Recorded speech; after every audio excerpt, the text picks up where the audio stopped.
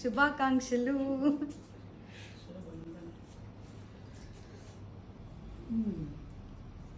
అన్నా చెల్లెల ఇచ్చిన కానుకలే.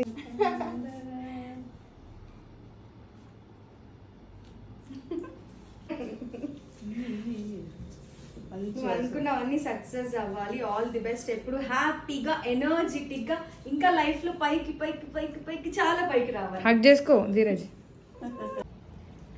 Happy Rakshabandhan to everyone.